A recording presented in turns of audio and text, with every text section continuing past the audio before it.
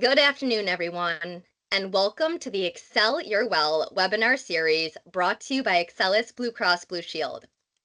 I want to start out by thanking each of you for taking the time out of your day to join us here today for our 7th webinar, part of this new webinar series that we launched in 2025 for our Excellus members. My name is Katie Keller-Burgess, and I am part of the wellbeing team here at Excellus. Now, if you've attended one of these webinars in the past, you are probably familiar with the fact that I am typically simply the host for the webinar, and I like to tee up our guest speaker. But I am so excited and honored to not only serve as the host for this month's webinar, but also as the guest speaker, as the topic of movement and physical activity is really so near and dear to my heart. So once again, thank you for taking the time out of your day to join me here today for the Miracle of Movement webinar. So I am going to start us off with a few housekeeping items here. First off, please note that today's webinar and all of our 2025 wellbeing webinars are being recorded and are being housed on our Excellus YouTube page. My colleague Kate is actually going to plop in the chat that link directly to that YouTube page for easy access. So if you are interested in viewing any of the previous month's wellbeing webinars or maybe accessing future ones that you're unable to attend live, once again, they're all on demand directly on our Excellus YouTube page. Another housekeeping item that I do want to call out is that all participants' microphones and videos are automatically disabled. So because of that, I highly encourage you, with the topic of this webinar being around movement and physical activity, to be getting some movement in today while you listen to me talk about this topic. But with that being said, I do want to call out that there is a Q&A feature within the Teams webinar. So at the top, you should see a Q&A icon. So if you do have any questions throughout any point during today's webinar, please feel free to enter them into that Q&A feature. And then at the end of the webinar, there will be time to answer any questions that have come through. And lastly, it is important to note that the content covered here today is really meant to be educational in purpose. So of course, if you have any specific health-related question and or concern, maybe about starting a new workout program or exercise routine, we of course recommend that you connect with your primary care provider first. Or if you have any benefit-specific related question and or concern, we do recommend that you call the customer care number that is located on the back of your health insurance card. So with that being said, here's where I typically like to tee up our guest speaker for the month. But once again, myself being the guest speaker for this month, I'll give a little background about myself. So I am local and I went to SUNY Brockport for my undergraduate, obtaining a bachelor's in science and physical education with a concentration in athletic training. I then went on to West Virginia University, where I received my master's in science and athletic training with a concentration in nutrition. So I have been a board certified athletic trainer since 2010, which is crazy to say 15 years now, and have held numerous personal training certifications throughout my years. I have worked and trained individuals in a variety of settings, including work environments, intermediate schools, colleges and universities, fitness centers, and more. And I have been a part of the well-being team here at the health plan for over 6 years, but have over 12 years of corporate wellness experience. So as I'm sure you can imagine, I have a very deep passion for health, fitness, all things related, and really love to help inspire others to hopefully adopt healthier habits to improve their own well-being. So I really like to consider myself a health enthusiast, if you will. So I truly hope that my energy, passion, and enthusiasm that I bring here today to my presentation is done so in the hope that I can help to inspire each and every one of you to make at least one healthy change to your own current lifestyle and behaviors. So with that being said, we are going to start off by reviewing today's agenda and what we will be covering during today's webinar. We are going to first start out by reviewing the importance of physical activity overall and the impact that it can have on our health and well-being. We are then going to discuss the recommendations for physical activity throughout the various stages of life. And based on those recommendations, we are going to jump into some basics for both aerobic as well as strength training exercises. And then really try to help instill some practical tips for getting your fitness journey started or maybe taking it to that next level and how to best build it into your day. We'll then wrap it up with some additional benefits and resources offered through Excellus BlueCross BlueShield to eligible members. So with that being said, I do really want to preface this webinar and recognize that everyone attending here today is in a different place in terms of where you are in your own health, wellness, and fitness journey. And I can guarantee that not much of what I say here today is going to be new or groundbreaking, but my simple ask is that each of you just take the time to assess where you currently are within your journey and think to yourself, what is one small step that I can take to better myself? So once again, I hope that my delivery of the content here today can engage and inspire each of you to really look at where you are currently within your own journey and simply try to build more movement into your day. I like to use the simple phrase of move more, feel better. But once again, I recognize that might look different to everyone. So maybe I can inspire you to, just get more steps throughout your day. Or maybe it's trying to just get up out of your seat every hour to get some movement in. Maybe it's getting a tracking device to see, where your current steps are. Or maybe just standing more. Maybe it's trying to get outside more in nature and be active outdoors. Or maybe it's picking up that set of weights that have been collecting dust in the corner of your room.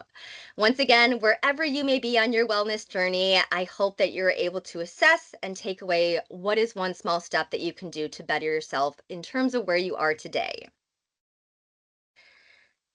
So, with that being said, we're going to dive into it. And to really help set the stage, I want to review a graphic that I feel is so meaningful and impactful. And that is what makes us healthy.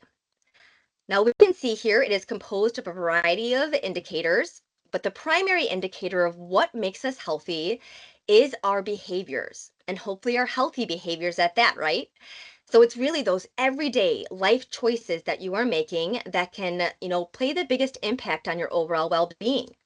So that includes how much we are moving our bodies, what we are nourishing our body with, whether it be through food and or beverage, how you are managing your stress levels, your alcohol consumption, whether you smoke or not. Once again, all of these daily choices that we are making can really make up roughly 50% of what can overall impact our health and well-being. Now, of course, there are other components such as our environment, our potential access to care, and of course, our genetics that can play a role into our overall well-being. I myself, when I look at my family history, have hypertension, high cholesterol, diabetes. But I take that and I look at it as an opportunity to better myself, knowing that I have predisposition in my family with genetics. So once again, I look at this as a glass half full type of scenario here and think that 50% of what can make me well is within my modifiable lifestyle choices and behaviors, especially when it comes to movement and physical activity, right? The primary purpose of why we're here today.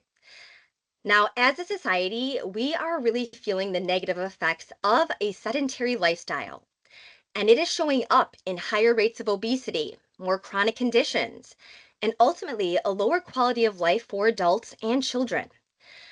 And one of the most impactful quotes here that I love to reference by exercise scientist Stephen Blair is that physical inactivity and low fitness is perhaps the most important predictor of morbidity and mortality that we know of. Low fitness accounts for more sickness and deaths in the population than anything else we've studied.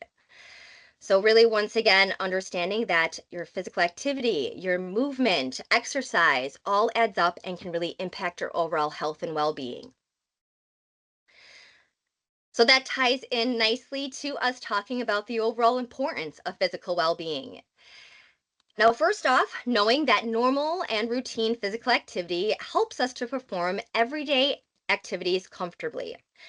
And these activities are tasks that I'm sure many of us do day in and day out and may take for granted unless you maybe experience an injury or are unable to do them.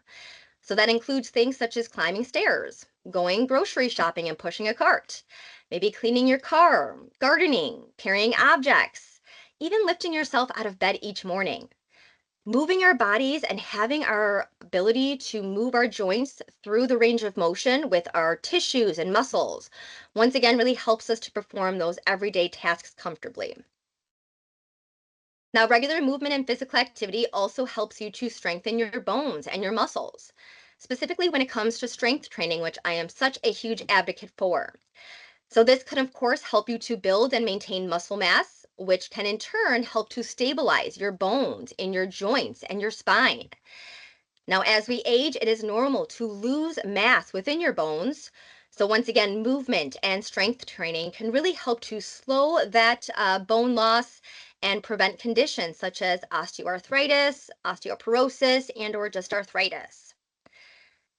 And last but not least, movement and regular physical activity really also helps to maintain a healthy weight.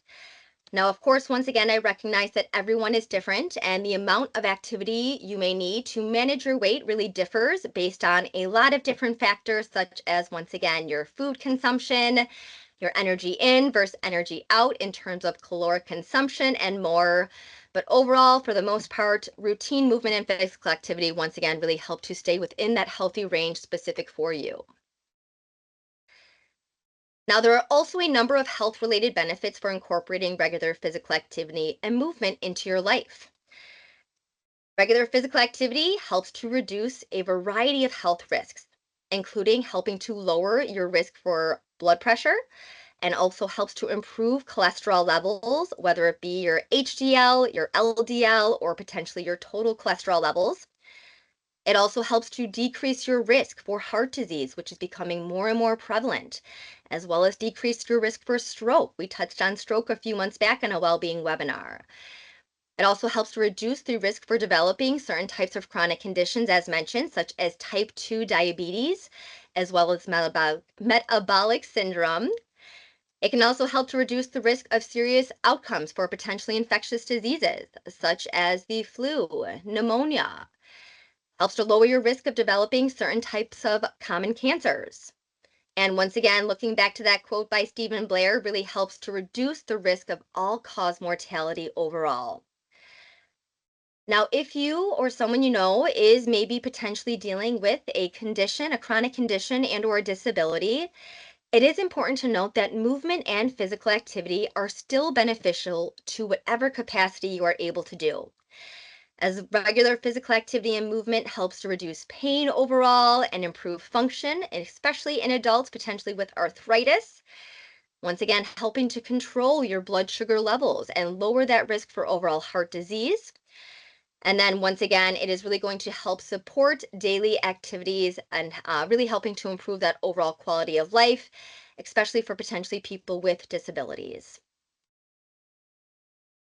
So, with that being said, the next benefit of regular physical activity that we are going to talk about really deserved a slide in and of itself because it is going to discuss the benefits of regular movement and physical activity and the impact that it can have on our mental well being. Now, regular exercise, numerous studies continue to show the benefit that it can have on our mental health and well being in several ways. It can help to reduce and release stress and overall improve our mood. One study showed that even as little as 10 minutes of physical activity per week or 1 day of exercise per week can result in increased levels of happiness. And another study showed that even a single session of moderate to vigorous activity can reduce short term feelings of anxiety. It can also help to boost energy levels. So we know that regular movement helps to boost our stamina and helps to reduce that feeling of fatigue, helping to make our daily routine hopefully feel a little bit less taxing. It can also help to improve our self confidence and our overall body image. When we exercise, we release endorphins, which are the feel good hormones. So, it really helps to once again just build our self confidence and make us feel good from the inside out. It can also help you to sleep better. Numerous studies show the correlation between movement as well as sleep. And of course, nutrition plays a component in there. But once again, regular movement really does help to sleep better throughout the night as well. Also helps to improve our working memory and attention span. So if you're someone like me and tends to forget why I even walked into the room next to me for an object or what it was for, once again, that movement can really help to improve our overall working memory as well as our attention span, during our long days that we may have. And another great bonus is that regular movement and physical activity has been shown to have a reduction in cognitive decline, especially in adults aged 50 or older. So when we think about the increase in risk for diseases such as dementia or Alzheimer's as we age, once again, that regular movement, physical activity impacts mental well-being positively and can reduce that cognitive decline. And overall, it can be fun, right? It's supposed to be a fun social activity, something that you can enjoy. And from my various years of personal training, I can tell you that I absolutely, I get disappointed when someone says they have to go to a workout class or that they must go to, meet up with her friend for something. Find something that you enjoy because that is what's going to make it sustainable. And when I think about movement, it is simply trying to move my body, whatever that looks like for you. So, once again, keep in mind that having that social connection through physical activity can really help to boost our overall well being as well. So, now that we've discussed many of the benefits of regular physical activity, we're going to flip the script a little bit here and actually discuss some of the risks of not being active. So, lack of movement can lead to an increased risk of developing many conditions that we see listed here on this slide, such as cardiovascular disease, dementia, type 2 diabetes, hypertension or high blood pressure, even some types of digestive issues, organ and skin issues, potentially falls and or injury, which once again, as we age, we lose some muscle mass, bone mass, even balance. So it can help protect against that, and then also increased risk of developing mental health issues.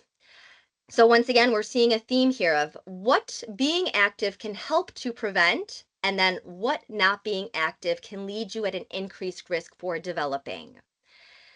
And believe it or not, an estimated 110,000 deaths per year could be prevented in the United States in adults ages 40 and older if they increase their moderate to vigorous physical activity.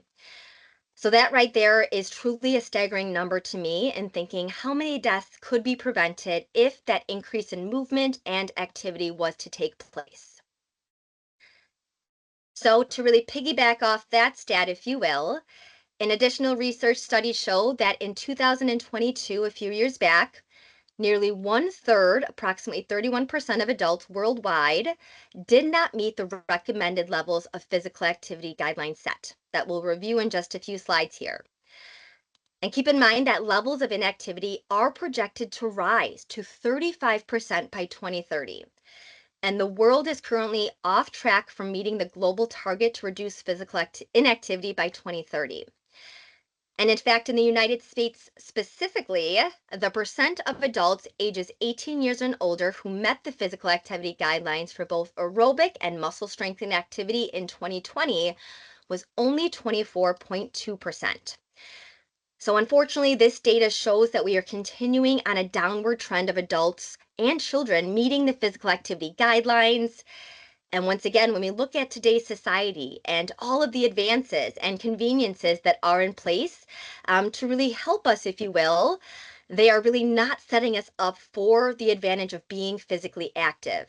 So that means, once again, when we look at our behaviors and our daily choices, it is going to be that intentional movement that we are each trying to build into our day, however that best looks for us to improve and support our well-being as well as our longevity of life. So with that being said, one of the favorite things that I like to cover is just some simple tips for helping to be less sedentary. Once again, when I think about one simple thing that hopefully each of you can take from me today, these little tips here are something that hopefully you can maybe incorporate based on where you currently are.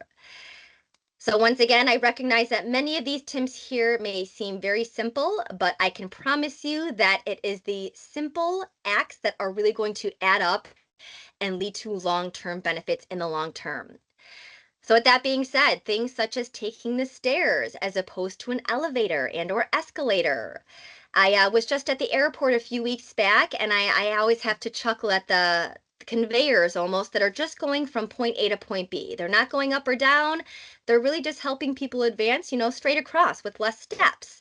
So wherever you can, try to get those steps in. I always encourage that 10,000 threshold to try to get throughout your day, as that means you are truly moving throughout the day, right? So really just trying to increase your steps where you can, potentially taking the stairs, getting walks in throughout your day. I myself, if I'm on a meeting and I need to, I'll go off camera and do some marching in place. I'll do some push-ups against my standing desk here. Wherever I can to start getting movement in and feel less stiff throughout the day, I'm gonna be doing it. So with that being said, if you're on any phone or on meetings, things along those nature, and you're able to walk, highly encourage you to do so. Those standing desks are a great option to be able to sit, stand, get some movement within your joints throughout your day. If potentially you are able to walk or bike to local establishments as opposed to driving, once again, you're getting your heart rate up, getting some steps in potentially. Another simple one, parking at the far end of a parking lot. I would always once again chuckle when I worked in the gym and I would be stepped outside seeing people wait for that front spot in the parking lot. When I think just park a little farther back, you'll get a better warm up in heading into the gym. Once again, taking those stairs, getting outdoors, another great idea. There's numerous studies, once again, that show the benefit of being outdoors in nature and the benefits that it can have on our physical as well as mental well-being. So whenever you can get outdoors for your activity, encourage you to do so.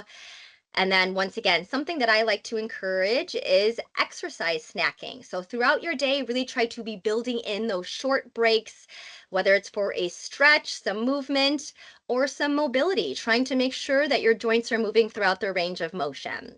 So once again, look at where you are today. Hopefully try to incorporate some of these tips to improve your movement throughout your day, as it is important to note that unfortunately, studies show that, simply just working out once a day cannot combat being sedentary the rest of the day. So really keep that in mind. It is the constant movement throughout the day, even if minimal, that is really going to add up in that long term. So we're going to switch gears here. I know I mentioned some of those statistics in terms of people not meeting the recommendations for activity. So what are those recommendations? Let's dive into it. Now, the World Health Organization global guidelines on physical activity per week does vary by age and other factors, but really the bottom line is that all age groups should limit the amount of being sedentary and really try to move more, right? Incorporate physical activity more into your routine where you can.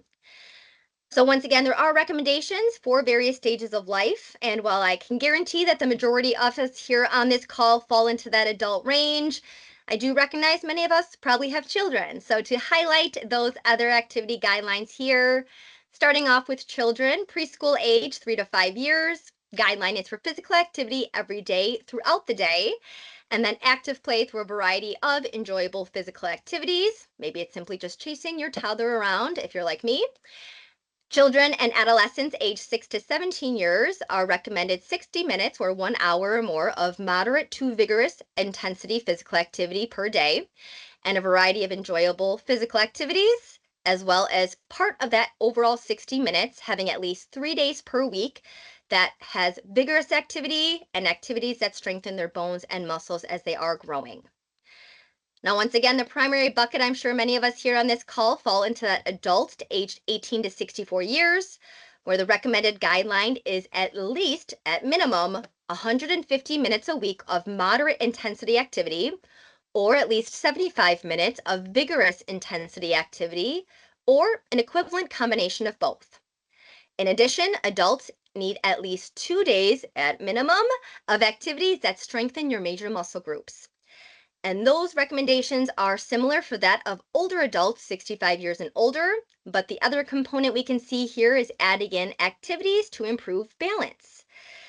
Now, I personally look at these recommendations and once again think to myself, the biggest key takeaways here, once again, is that anyone is going to benefit from moving more, whether it be through aerobic and or strength training. So we'll dive into those a little bit more over the next few slides, if you will. Now, one of the biggest questions that I typically tend to get around those recommendations is what actually counts for aerobic and or strength training. So we'll dive into that a little bit more. So when it comes to moderate intensity aerobic activity, this means you are working hard enough to breathe harder, raise your heart rate a little bit, and break a little sweat. You'll notice that you're probably able to talk, but maybe not sing the words of your favorite song. And then for moderate intensity exercise, your target heart rate should be between 50 to 70% of your maximum heart rate. And a good rule of thumb to calculate your max heart rate is to take the number 220 minus your age. And that is typically, once again, a good rule of thumb of what your max heart rate is. So for moderate intensity exercise, 50 to 70% of that max heart rate is where you want to fall. So that can include brisk walking, recreational swimming, riding a bike, playing doubles tennis, or even general yard work, which I'm sure all of us do. Now, when it comes to vigorous intensity aerobic activity, that means you are breathing harder and faster. Your heart rate is getting more elevated with moderate activity. And you really won't be able to say more than a few words without pausing for that breath. So, for vigorous intensity activity, your heart rate should be between 77 to 93% once again of that max heart rate. Now, once again, remember that everyone's fitness level is different. So that means that walking may feel like a moderate intensity activity for you, but it could feel vigorous to others. So once again, the important thing to take away is do what you are comfortable with and really just try to progress where you are. Once again, it's important that you are staying consistent in moving your body in a way that works best for you. So, as mentioned, in addition to those moderate and vigorous aerobic activity, it is important for adults to aim for a minimum of 2 days a week of muscle strengthening activities. And I truly personally feel that strength training is one of the most important things that an individual can do to improve overall health and well being. I personally like to shoot for at least 3 to 4 days a week of strength training, working various muscle groups throughout my body. But keep in mind, there's a lot of different ways to incorporate muscle strength training activities, and it can work based on what works best for you. So that includes more of the typical traditional way of lifting weights, whether it be through free weights and or machines. Another one of my favorite ways is to incorporate resistance bands as they are lightweight, convenient, can really have them on hand anywhere and can get a good pump of your muscles with the oxygen and blood flowing to them. Another great but often overlooked exercise is simply doing body weight exercises, such as push-ups, sit-ups, planks, or pull-ups. Another bonus, certain kinds of yard work. Once again, raking, bagging leaves, pushing the lawnmower, or snow shoveling can also count as muscle strengthening as you are working those muscles. And even some type of yoga poses or Pilates can really help to strengthen your muscles while elongating them. Another great thing about strength training, it is going to build your muscle mass, which helps to increase your resting metabolic rate. And that means even when at rest, your body is able to burn more energy and calories. So, once again, this means that your body can burn calories at rest even when you're not exercising. And once again, highly encourage everyone to incorporate strength training within their daily routine. So, some basics for strength training. Research continues to show that strengthening your muscles provides numerous health benefits, really allowing and increasing for the strength of those bones, muscles, and connective tissues, such as your tendons, ligaments, cartilage, etc. Helps to lower that overall risk of injury, increase that muscle mass and that metabolic rate that I just mentioned. Overall, studies continue to show improved quality of life when strength training is incorporated as well. And now, once again, from my years as a personal trainer, I will say when it comes to strength training, anything is better than nothing. And when I tell you that I truly mean consistency beats motivation every time, it's 100% true. I recognize that not everyone is going to wake up in the morning thinking, I want to go for a walk or I want to, get some strength training in today. But to build the consistency and then turn it into a habit that you're able to sustain throughout your life is really what is key here. It's not perfection, it's consistency. So, just some recommendations to help get started with strength training. Of course, if you are starting or looking to progress, we recommend connecting with your primary care provider if any, questions and or concerns. But once again, starting off with maybe just body weight. Those movements such as squats, push-ups, planks, pull-ups, they all can activate many of your major muscle groups without any equipment. So a great place to start to really help to try to start to focus in on form. And then what you can do is add resistance gradually. So as you start to stress your muscles, your bones, they will adapt and become stronger, right? So once you're comfortable, you are able to increase the weight, whether that be through dumbbells, resistance bands, machines. You can also increase your sets or your reps. And if starting off, once again, a great rule of thumb is to incorporate 2 to 4 sets of around 8 to 12 reps of an exercise, keeping in mind that that 10th to 12th rep should be challenging, but not enough that you are really, breaking the form or potentially risking injury. Once again, a big component here that I like to focus in on all with all of my clients is to focus on your form as well as the mind muscle connection. So when you are strength training, if you are doing an exercise, maybe that bicep curl, really focus in on that bicep. Are you actually feeling it where you're supposed to be feeling it? If you're not, more than likely, another joint, another muscle is probably compensating. And that might be why you're waking up the next morning feeling sore where you didn't think you should be feeling sore. So, once again, proper technique really does matter. If something feels wrong, stop. Always prioritize that good form to help prevent injury and build that strong foundation to build off of. Another very important factor here, rest and recovery. I have to personally tell myself I need to rest and recover because those endorphins that I mentioned when you work out, really are something that you can really start to become accustomed to, right? So for me, I have to remind myself that rest and recovery is just as important, really allowing my muscles time to properly recover.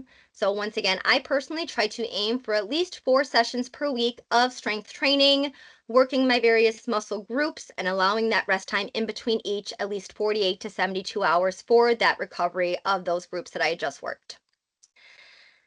And then last but not least, ask for help, right? I recognize that a lot of people may not know where to start or not know where to take their journey. So, of course, there are, consultations with fitness center professionals. We have our member care management team that I'll chat about in a little bit. But of course, we recognize online there are many resources, whether it be through YouTube, any different types of apps that really give some great guidance to help put a strategy in place as well for a program. So utilize the resources you have available to you. Now, one of the other most common questions that I have gotten throughout my days is what workouts are more effective? Is running versus walking different? Is doing, tennis versus going for a hike different? What is best? And my simple, honest answer is the one that is going to work for you and the one that you will do.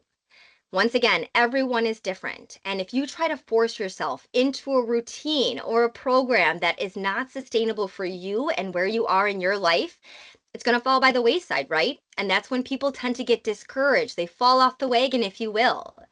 So once again, everyone here differs. I myself personally love to weight train and do the free weights. I have a friend who hates that and she prefers going to the boot training classes. Another one prefers cycling only.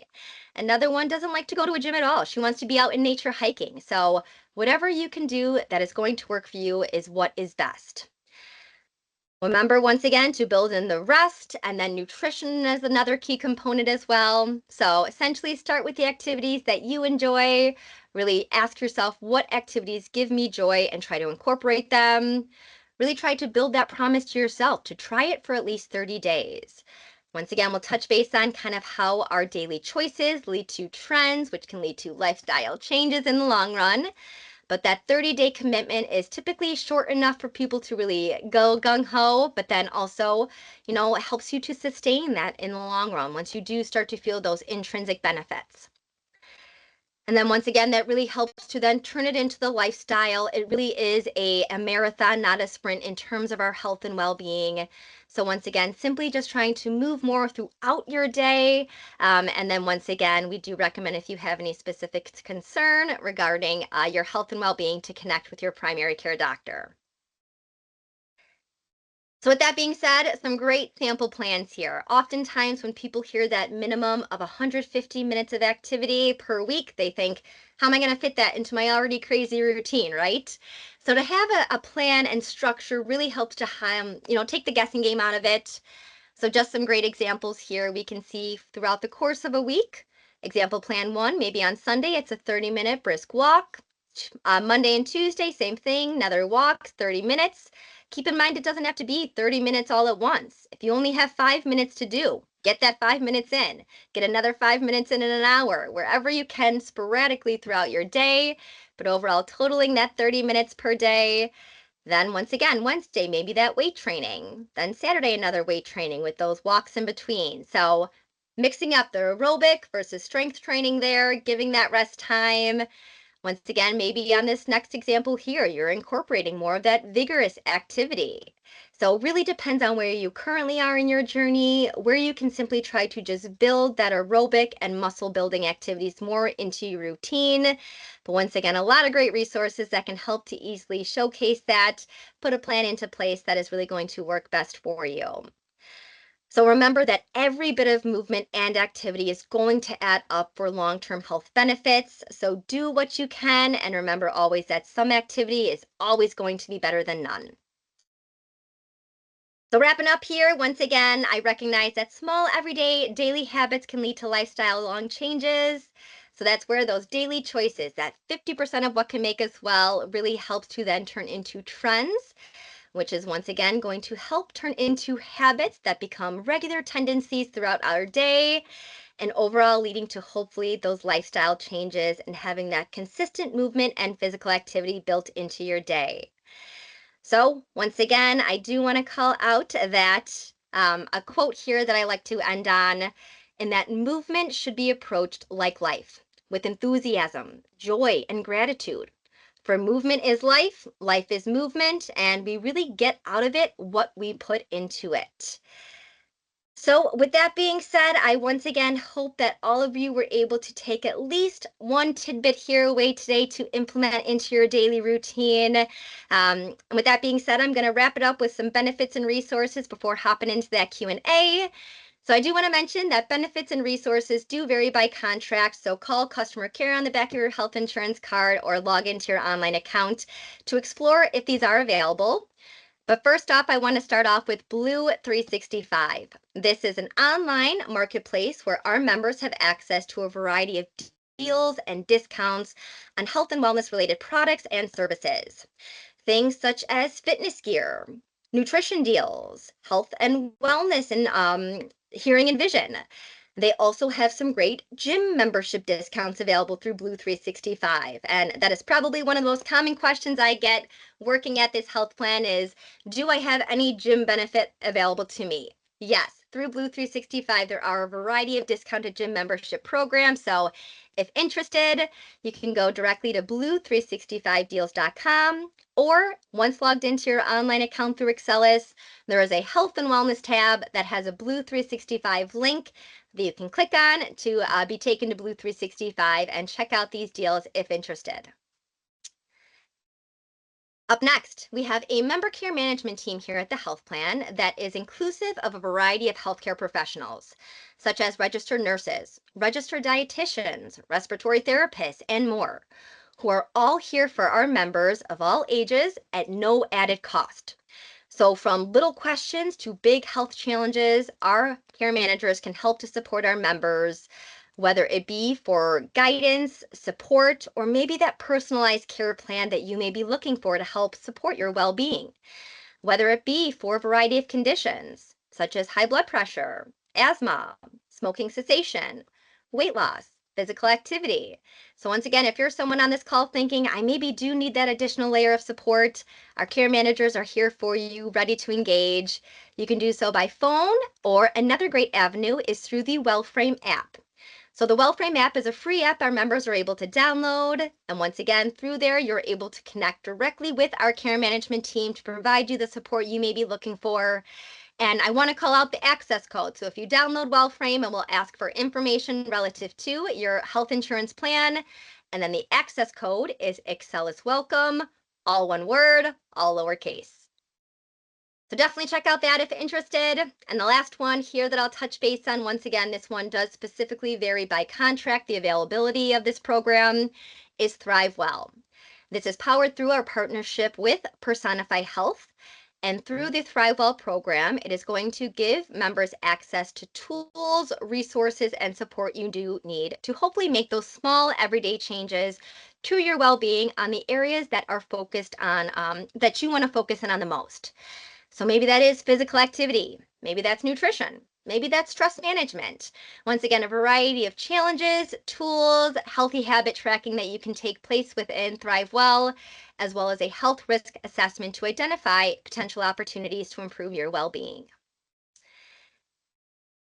All right, that was a lot of information I just covered. I have been referenced as the Energizer Bunny in terms of my energy. So, once again, I hope it came off and truly my passion for just helping everyone to hopefully instill some healthier behaviors. So with that being said, we are going to move into questions. I'm going to go into that Q&A. So as mentioned, if you do have any questions, because audio is disabled, please feel free to enter that into the Q&A now, and I will give it a few minutes here, see if any come through and chat through them. And then while we wait for any questions to come through, I did just want to give a quick plug for our next Wellbeing webinar in August. And the topic for this one is going to be Let's Chat Immunizations. So one of our board certified medical directors will be covering vaccine basics, the diseases they prevent, immunization schedules, tackling vaccine myths, addressing vaccine hesitancy, and more. So this webinar will be on Thursday, August 28th from 12 to 12:45. My colleague Kate, once again, hopefully was able to, yes, she just put the direct link if you are interested in registering for this webinar, or if you have your smartphone out and can easily scan that QR code and want to register through that method, feel free to do so. But with that being said, once again, let's see here. We do have a question. How do you feel about taking creatine as a supplement to build and or retain muscle mass? So research is really starting to continue to show the benefits of creatine and helping to, as mentioned, build and or retain muscle mass. So as mentioned, as we age, unfortunately, the time clock is ticking in terms of our muscle mass and bone mass, and really they are going to, lose over the years. So creatine really has helped to combat those natural effects of aging and really helps to maintain it and or build it if you are building in that strength training program. So I personally myself am an advocate for it. I do take it on a daily basis. And once again, research is continuing to show the numerous benefits in terms of that in muscle as well as bone mass. Another question, how do you feel about body weight training daily? I would encourage it. Honestly, if it is not something that is adding that additional resistance, I think about body weight training as more of functional movement, meaning that I am truly moving my joints, my shoulder joints, my hip joints, my knees, everything throughout the range of motion, typically, hopefully, pain-free. But with that being said, when I tell you that every day, yes, I am doing body weight squats throughout my workday to help build my movement in, it is really just more for that mobility. My primary intent there is not to build muscle mass. But the other thing I would consider, once again, is everyone is different. And if you are waking up sore every day, that is typically referred to as delayed onset muscle soreness or DOMS. And that truly means that your muscles do need that rest and recovery. That happens more when you add that resistance through strength training typically. But once again, if it is someone who is really just starting off, body weight exercises are going to be taxing and challenging, and you may be sore. So overall, if you are in your journey that you are able to do those body weight exercises daily, more for functional movement and that mobility of your joints and body, I do encourage it. Let's see, I thought I heard another pop up. What tips do you have to avoid injury for weightlifting beginners? Another great question. For my athletic training days, injury prevention is really the primary domain. So I am very a big advocate for, once again, injury prevention. So recommend, checking out any of the resources online. Once again, some of those benefits included through Blue 365 have videos that are really going to showcase different cues to focus in on. And that's the thing. When you're beginning off, you might not know the movements of a squat. of a deadlift, of a bench press, whatever it is. So having the cues of where your certain joints should be to really help engage the appropriate muscles is so very important. So each exercise is different, but once again, making sure that you are focusing in on the form, any adaptive cues that you can find for that specific exercise will help. Um, Another question, yes, the webinar is recorded and will be placed within the week on our Excellus YouTube page. So feel free to share this recording with anyone else you think may be able to benefit from hopefully my inspiration to get up and moving more. With that being said, I know we are right at time. So I do once again just want to thank everyone for joining me here today. I hope you are able to join next month's webinar with the Let's Chat Immunizations focus. With that being said, thank you again, and I hope everyone has a wonderful rest of your week going into the weekend. Thank you, everyone.